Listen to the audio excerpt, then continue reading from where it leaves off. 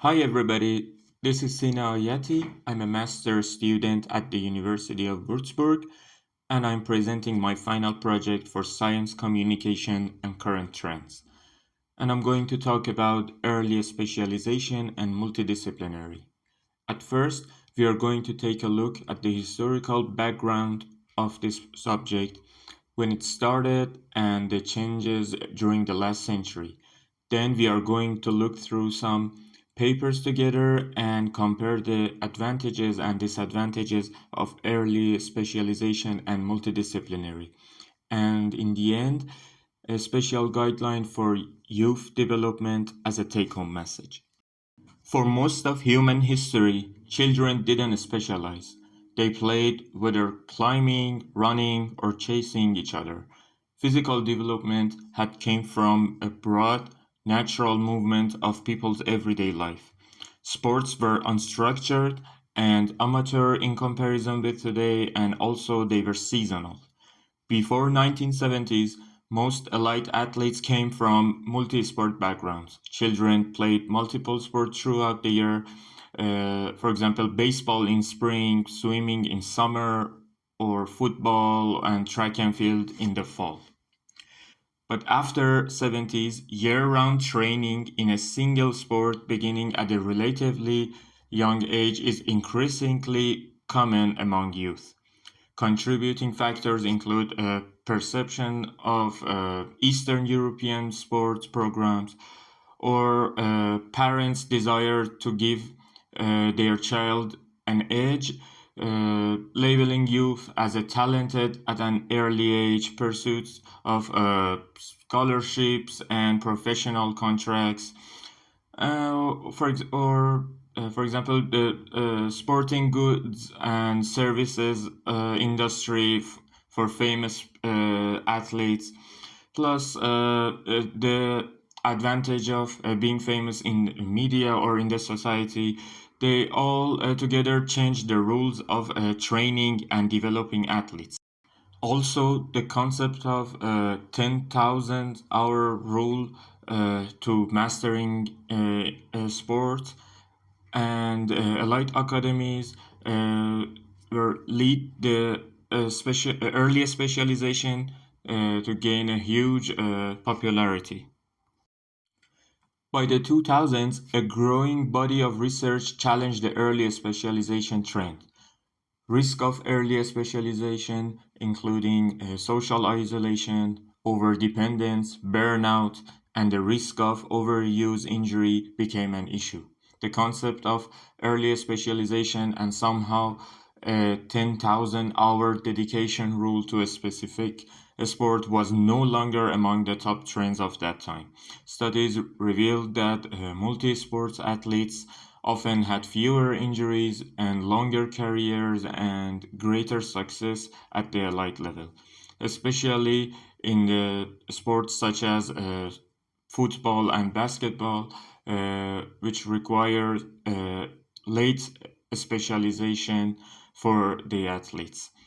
Institutions like IOC, American Medical Society for Sport Medicine, and Canadian Sport for Life began recommending a return to a broad-based and age-appropriate guideline for training. It calls long-term athlete development, and it's a framework for training, competing, and recovery based on human growth and maturation, and also exercise physiology, coaching experiences, and pediatric literature.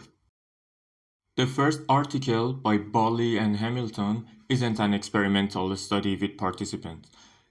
Instead, it introduces the long-term athlete development, the LTAD model, which is a conceptual framework for youth training. It emphasizes that developing light athletes typically takes 8 to 12 years of structured practice, and rather than using chronological age, they recommended basing training phases on a biological maturity, specifically the onset of peak height velocity (PHV) to take advantages of sensitive windows when training is most effective. And this model can generally be classified into two groups of early and late specialization. Early specialization refers to the fact that some sports, such as diving, figure skating, and gymnastics, require early sport-specific specialization in training, while the other group, like all team sports, require a generalized approach to early training, and the focus should be on the advancement of general motor skills and technical skills. More detailed explanation is available on original article, which I should skip due to shortage of time. The next one is the developmental model of sport participation by Cote and Vierma. It's a systematic review since 1999, and it directly contrasts the early specialization versus multi-sports sampling pathway and mapping their developmental long-term outcomes. It also highlights how diversification during early years builds athletes' motivation, adaptability, and physical literacy, and also broader motor skill foundation, which is the most important factor. And it addresses transition and timing when specialization is developmentally appropriate around ages 13 to 16 based on evidence. Well, in the next couple of slides, we are comparing the effects of early specialization and multi-sports practice on peak performance, injury rates, psychological burnouts, and long-term success of the athletes with the summary table at the end. The first article in this section is by Brenner, Sport Specialization and Intensive Training in Young Athletes. It says sport specialization is increasingly common, and when it occurs too early or under inappropriate conditions, it may negatively affect both physical and psychological health. However, with proper timing and proper supervision, a specialization can still lead to success. The clinical report aims to guide pediatricians in advising young athletes and their families. The second one, it's a cohort study by Bell, and it investigates the relationship between specialization level, competition volume, club sport participation, and history of lower extremity injuries in adolescents of high school athletes. It's a survey of high school athletes assessing specialization level of low to moderate and high, their competition frequency from less than 60 competition per year to more, and the club team involvement and injury history. It also account a multivariate regression analysis adjusted for sex, age, and participation volume. As you can see, highly specialized athlete who compete more throughout the year had a higher risk of lower extremity injury. Also, female athletes were more likely to be highly specialized, are facing a greater injury risk. Now we have a good overview of the summary of last two articles. As your witness, all the factors are in favor of multi-sport practice, such as lower injury risk, stronger and longer outcomes in most sports, better motor skills and neuromuscular control for multi sports athletes. In psychological term, they have enjoyment and better motivation or uh, better motivated, uh, and also lower burnout. On the other hand, early specialized athletes are inconsistent, and there is a higher possibility for earlier dropout and lower benefits from teams coordinating physiology and psychology, also biomechanical factors.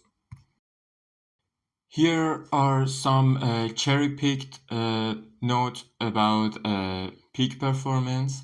The first one is from the article "What Makes a Champion," uh, which we already present in the class. The second one says early specialization often leads to overtraining, burnout, and social isolation by limiting broader motor skills that multi-sports athletes developed. The other one is about most sports demonstrate better performance after youth multi-sport engagement. Also, delayed specialization was consistently linked with a lower injuries rate and better performance at elite level. At the end, early specialization showed few long-term benefits, uh, except in some endurance or individual sports.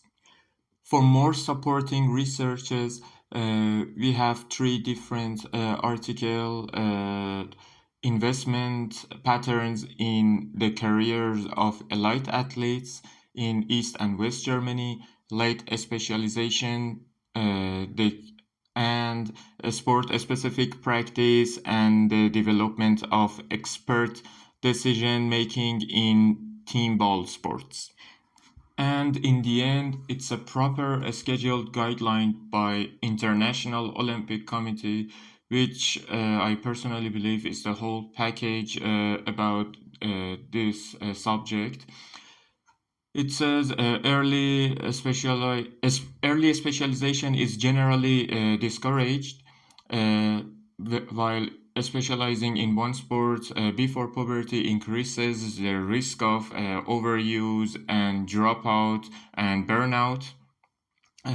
Multi-sport participation is always encouraged because participation in multiple sports during childhood builds motor competence, reduces injury risk, and enhances long-term of elite performance. Uh, Windows of trainability is very important. It also emphasizes timing relative to a biological age and PHV, peak height velocity, rather than a chronological age. Training load management is critical, while excessive training volume without adequate rest always leads to injury and dropouts. Uh, Psychosocial well-being matters, and development model must prioritize fun, autonomy, and personal growth, not just the competition. Interdisciplinary support is essential, also individualization. Developmental pathways should be flexible and athlete centered, adapting to each child's physical and emotional and psychological needs. Here are the references which I use in my presentation, and for the take home message. Uh, Although the difference between early specialization and multidisciplinary became a known fact in sports and between athletes and coaches. But I personally believe that this IOC model was the best thing to use as a take-home message. And I hope you all enjoy my presentation. And goodbye.